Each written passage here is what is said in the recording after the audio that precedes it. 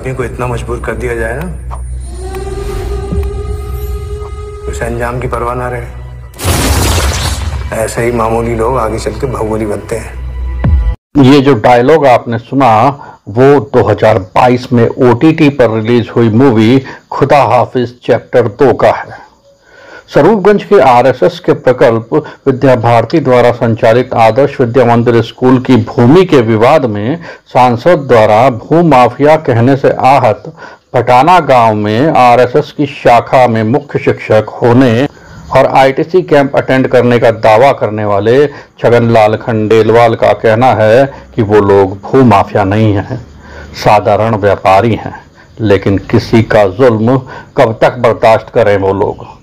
उनका दावा था कि RSS के अनुषांगिक संगठन आदर्श शिक्षा समिति ने सत्ता का दुरुपयोग करके एक सामान्य और सीधे परिवार को रिबेल बना दिया है।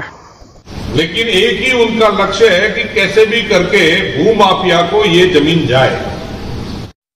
ये फर्जी रिपोर्ट के ये माफिया है, ये माफिया नहीं है हम लोग, लेकिन इस दादागिरी को कहां तक बर्दाश्त करना। साहब इनको तो राम राम है, मैं भी ITC होल्डर से वो भी उधर का स्थानीय ही है। ये मिली भगत करके ये मान्यता प्राप्त कर ली। ये इनके नोटिस का कॉपी, ये इनकी जो 2 जांच हुई थी, मैंने जांच की कॉपी मांगी थी, प्रमाणित प्रतिलिपि दो, तो मुझे पत्र भेजा कि जब तक जांच पूरी नहीं होगी आपको कुछ नहीं मिलेगा।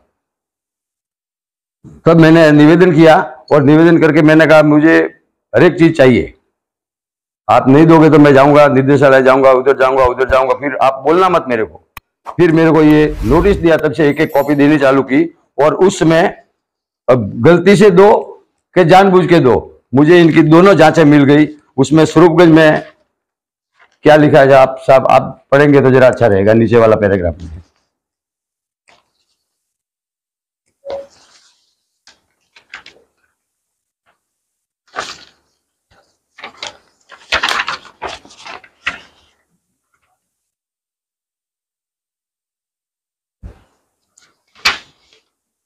जांच 2 बार गई उधर। एक पानी का वो क्या आता है कैंपर, और वो कैंपर के ऊपर स्कूल चल रही है। एक खाली जमीन दबाने का नाटक था और कुछ भी नहीं था। ये स्कूल की मान्यता केवल हम लोग को जो भूमाफिया कहा है, हमने ऐसा भूमाफिया जैसा कभी जीवन में न किया न करेंगे, और हमारे फितरत में भी नहीं है। हम तो व्यापारी लोग हैं, व्यापार करते हैं और हमारा मजदूरी करके आते हैं, देशावर रहते हैं, इधर हमको टाइम भी नहीं है इतना। लेकिन इस परेशानी की वजह से, ये मेरा छोटा भाई है, उस माजी का लड़का है, 75 ईयर्स की एज है उस माजी की, ये अंदर घुसे, इसकी वाइफ भाग गई। दोनों चाचा जमीन जमीन जमीन करते मर गए। इन लोगों ने 9/6/18 के दिन, ये भी शिक्षा मित्र, शिक्षा का मैटर मैं पूरा करता हूं, ये इनके वो है, ये इनकी जो मान्यता ली वो, ये इनके दोनों भवन सुरक्षा प्रवर्तन निरस्त है। अब आता हूं मैं राजस्व की रिपोर्ट पे।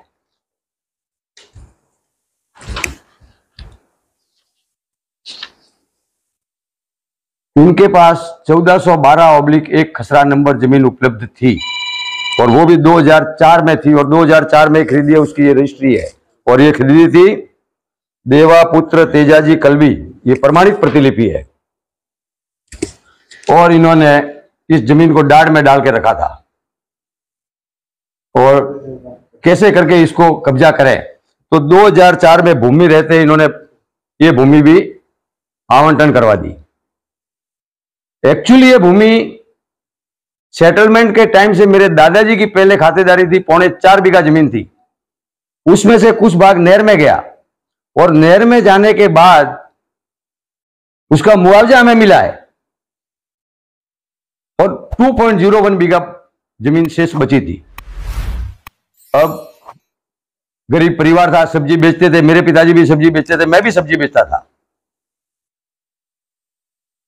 और कभी ध्यान दिया नहीं। और वो 1977 में फ्रेगमेंटेशन में हो गई बिला नाम, 4/12/85 के दिन बिला नाम होने के बाद कि कभी कोई तहसीलदार ने परेशान नहीं किया, कभी कोई पटवारी ने परेशान नहीं किया, कभी प्रशासन के अधिकारी ने परेशान नहीं किया कि तुम बाहर जाओ, क्योंकि उनकी स्थिति ऐसी थी, वो उस जमीन पे गुजर बसर करते थे।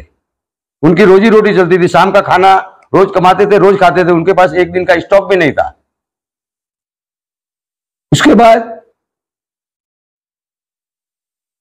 2004 में ये जमीन रहते इन्होंने जमीन आवंटन करवा दी। कल मैंने उस वीडियोग्राफी में सुना, आदरणीय सांसद महोदय बोले हम 2 बार केस जीत गए। केस नहीं जीते। केस में यह था कि वो आवंटन सही है कि गलत, उसका निर्णय हुआ था। उस समय भी इनके आवंटन शर्तों का पालन नहीं हुआ है। 2006 में वो स्वतः आवंटन निरस्त है, क्योंकि सशर्त आवंटन हुआ था। उसमें शर्त डाली हुई थी और उस शर्त के मुताबिक फेल हो गए। उन्होंने 2004 में आवंटन करवाया। 15/10/19 को स्कूल की मान्यता लेते हैं। 1/2/19 के दिन स्कूल चालू करने का प्रस्ताव लेते हैं और हाई कोर्ट में लिखते हैं कि हमने तो स्कूल भी बना दी थी और चालू कर दी थी। इनकी अपील भी झूठी। और सचिव महोदय ने अध्यक्ष की पावर ऑफ अटॉर्नी ली और जैसे मर्जी आवे वैसे उल्टा सीधा फर्जीवाड़ा, सब फर्जीवाड़ा ही किया है। इन्होंने सबको भ्रमित किया। और 9/6/18 के दिन जब घुसे, तब आप मीडिया बंधुओं को मैं धन्यवाद देता हूं कि सब पेपर वालों ने दिया था, सब पेपर में आया और उसका असर भी हुआ, उसकी कार्रवाई हुई। क्या कार्रवाई हुई? उसमें भाजपा शासन था, 18 में भाजपा शासन था। उसी समय पटवारी ने उसकी मौका फर्द बनाई कि आपका आवंटन तो स्वतः निरस्त है, आप किसके अधिकार से घुस रहे हो। लेकिन दुनिया भर के ट्रैक्टर, दुनिया भर के कड़िए, दुनिया भर के मजदूर, दुनिया भर की पुलिस फ्री ऑफ कॉस्ट सरकारी धन था, वापरने में क्या जाता है। नोएडा की पुलिस, पिंडवाड़ा की पुलिस, स्वरूपगंज की पुलिस, वो बुढ़िया रो रही है, मैं बॉम्बे, ये इसको भेजा मैंने, तुरंत डाल दिया अंदर। इसके साथ 2 मित्र थे, उनको भी डाल दिया। और बेल कितनी लिखी? 3 लाख रुपीज, 1-1 लाख की 3 बेल, 151 में, जो आज तक कभी इतिहास में नहीं हुआ। मनमानी भी होती है, लेकिन उसकी एक सीमा होती है, सर्टेन होती है। किसी को यहां से दबा के और नाक और मुंह सब बंद करे तो कोई मतलब नहीं है साहब। और इन लोगों ने दादागिरी करके कब्जा कर लिया। छोटा परिवार है, गरीब परिवार है, लोगों ने बहुत विरोध किया। मेरे पास वीडियो पड़े, मैंने आपको शायद कल परसों भेजे भी थे। बहुत विरोध किया लोगों ने कि मत करो, ये बेचारे गरीब क्या खाएंगे कल, ये हमारी जमीन है। आपने सबने देखा कि वो जमीन आज बिला नाम हो गई पुनः, क्योंकि इन्होंने कोर्ट में भी झूठे रिपोर्ट दे दिए कि हमने तो 2004 में स्कूल बना ली थी। वो मेरे पास है, राइटिंग में है।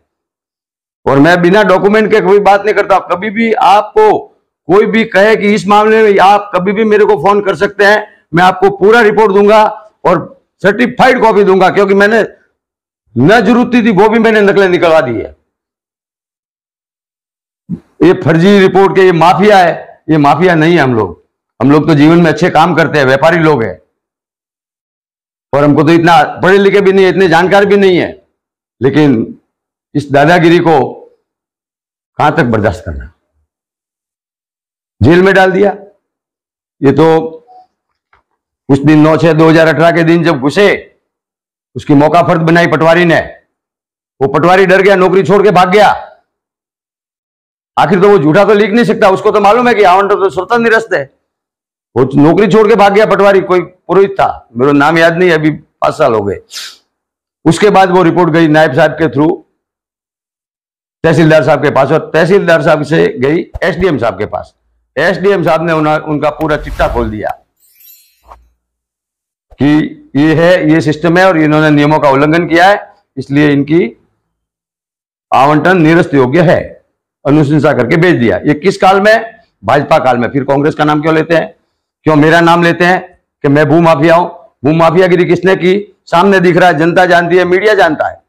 मीडिया वालों ने उस समय हमको हेल्प किया, मैं तो बहुत आभार और धन्यवाद देता हूं कि वो असर मीडिया के कारण हुआ इनके ऊपर, नहीं तो उस समय असर नहीं होता, इनका शासन था।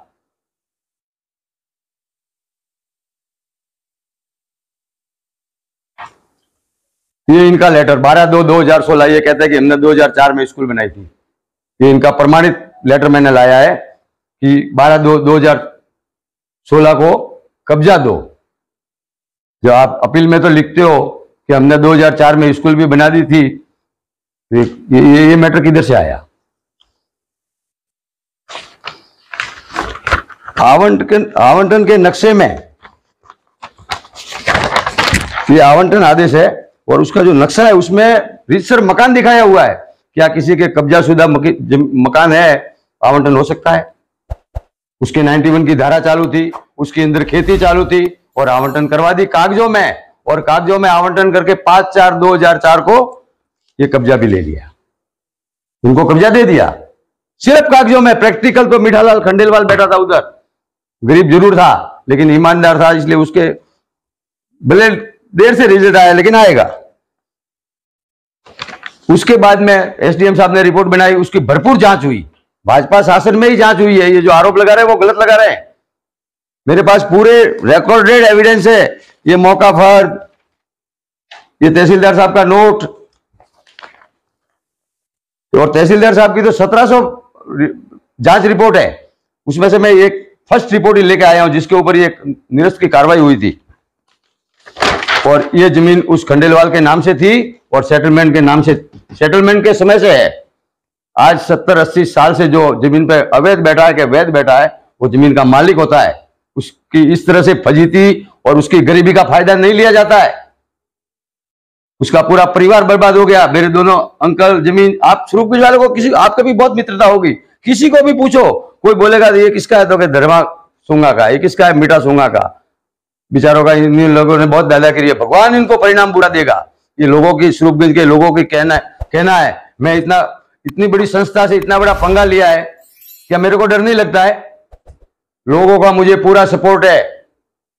उस दिन भी लोगों ने विरोध किया था कि मत करो ये गंदे काम, तुम किसी का ऑर्डर लेके आओ, कलेक्टर का ऑर्डर लाओ, तहसीलदार का ऑर्डर लाओ, तुम्हारे, अरे तुम किस बेस पे घुस रहे हो? जब उस विधवा का केस न्यायालय में चालू है, अपील क्रमांक 8051/2016, जब वो अपील आज भी चालू है, लेकिन बीच में ये आ गए, इनको आवंटन हो गया और ये सब प्रॉब्लम दिन दिन बढ़ती गई। और भाई ये ताकत बड़ी है, हम तो उनके सामने कुछ भी नहीं है, मच्छर है। और इस दादागिरी को हम सहन करते गए, लेकिन भगवान की दया या कुछ आशीर्वाद मिला और वो रिपोर्ट कलेक्टर साहब ने, इस मैटर में 7 कलेक्टरों की सही है, ये बिल्कुल फर्जीवाड़ा नहीं है। जितने भी कलेक्टर हैं उनके पास उन्होंने जांच रिपोर्ट आगे भेजी और हर बार जांच आई, वो फाइल हो गई है 500 पेज की, और 500 पेज की फाइल हो गई है जयपुर में, लीगल की जांच, वो जांच, ये पेपर, वो पेपर। और फिर कलेक्टर साहब ने शासन सचिव को भेजा निरस्त का मामला, फिर ये बंदा वापस सचिव गया कोर्ट में, 7/10 को इनको मिला स्टे। अपील में सब झूठा था। कोर्ट ने स्ट्रिक्ट शब्दों में ऑर्डर दिया, स्ट्रिक्टली फाइनल डिसीजन लॉफुल, मतलब कठोर कार्रवाई, कानून के तहत अंतिम निर्णय ले लो, बात पूरी हो जाती है साहब। फिर भी बैठे हैं, कोई बच्चों की सुरक्षा नहीं, बच्चों की जान को जोखिम करके 15-20 को खाली जमीन दबाने के लिए बैठे उधर। देव जी भाई साहब ने जो कहा है वो 100% झूठ है, और अगर सत्यवाद है तो मुझे व्यक्तिगत बात करें, मैं बात करने के लिए कभी भी तैयार हूं। केवल सचिव की बात सुन के हमको भूमाफिया कहने का इन्होंने अपराध किया है, और इस अपराध की भगवान इन्हें सजा दे गया।